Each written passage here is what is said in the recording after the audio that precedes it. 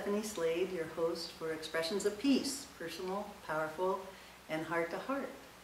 And today we have Barbara Dexter, who has created a marvelous project called the Wrap Yourself in Peace Project. And she started this project over a year ago, and it's starting to really have wings, and we're so pleased to bring it to you today and to give you an insight. Here's Barbara. The Wrap Yourself in Peace Project actually started with a conversation that Stephanie and I were having. What we came up with was not an original idea. It really is kind of a takeoff on the AIDS quilt and how powerful that was for its time. It also comes out of some of the good news that we rarely get on television, but once in a while in the news, where it talks about people who are doing quilts in small communities to give to people in need, including knitting squares for blankets that are sent to Africa for people who have literally nothing. These squares are sewn together and are given to people, and they're a prized possession, and it's a way to wrap themselves in something that's comforting and warm on a cold night, and hopefully bringing people into working on peace through their own personal expression of it in a creative way that joins with other people that are thinking and working along the same lines, so that they in turn will be part of this larger project. We started out with the thought of one quilt, but what we realized is the more people that get involved, the opportunity for many quilts and many people wrapping themselves in peace is exponentially very exciting, and could go around the world, and it would have started with us, but it won't end with us. So we're very excited to bring this to you, and the opportunity that it presents to join with us and to create their own square. And we'll put them together, and they'll be amazing because they'll be one of a kind.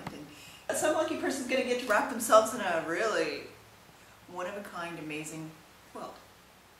Yes, they will. And perhaps it'll be the type of thing that we'll use as an art gallery piece and an inspiration for many to contribute. Who can participate? I think anyone can participate. Hey, I did a square and I had to hand sew it, and I'm not all that good at sewing. Show us yours. I mean, if you want the truth, I don't sew that well. So let's see your square, Barbara. My square. This is my square. Okay. So it's the. You did the needlepoint. I did the needlepoint, yeah, which also it was a learning experience because I'd never done words before. Well, it's quite lovely, and we really are excited to be able to talk to people about what inspired them, and we'd like to continue that in the Expressions of Peace future shows. Given everything that has happened in the last few weeks, I think it becomes even more necessary for each of us to find ways to express what peace means to us in a way that may not be loud, and it may not be political. Yeah. Thank you. Yeah, I mean, it may not be we all political. think that is a little bit of a shift, because I think most people think about trying to create peace by joining up a peace march or joining into some kind of a protest, and which is all good. Right, but we're offering another way for people to make a personal statement and connect with others who are also committed to living their lives in a more peaceful and more collaborative style.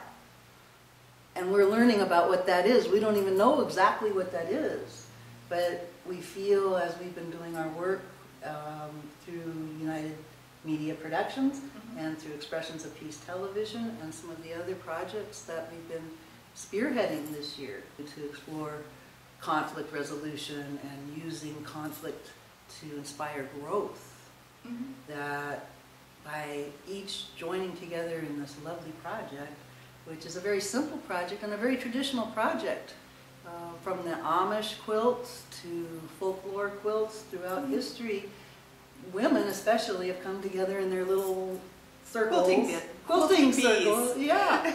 And we'd like to re-inspire that sense of community and the sense of creativity and collaboration, and how Each one of us can make a difference with just creating one little square for peace. Whether you're a young person in school or a teacher who would like to offer this as a program for your class, or whether you're a facilitator in the community, we want to hear from you. We're really looking forward to seeing your Wrap Yourself in Peace square. And in order to submit your square to us, we'd like you to do the following. Make your square out of materials. You can pretty much use any materials as long as they are quiltable. And that would be cotton, silk, different types of fabrics. You can use sequins, you could use buttons, you can use yarn, whatever you want to do on your 10 by 10 piece. We'll just be very happy to see it. And we want you to leave a 1-inch bias around the edge so that we'll be able to piece it together with the rest of the pieces.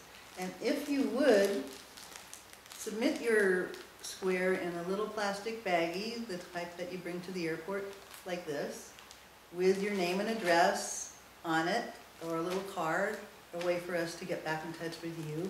We will be happy to do that, and we'll keep you updated in terms of how the quilt is developing and where your square is. And if you would agree, we would love to have you as an artist and a quilter on our show.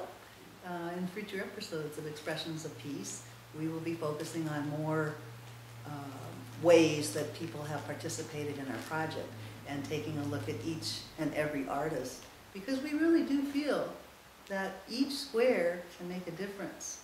We're really excited to see your personal, powerful, and heart-to-heart Wrap Yourself in Peace square. And when you have it finished, please send it to 500 Alfred Nobel Drive, Suite 250, Hercules, California, 94547. And please make it care of United Media Productions. Each square can make a difference. Personal, powerful, and heart-to-heart.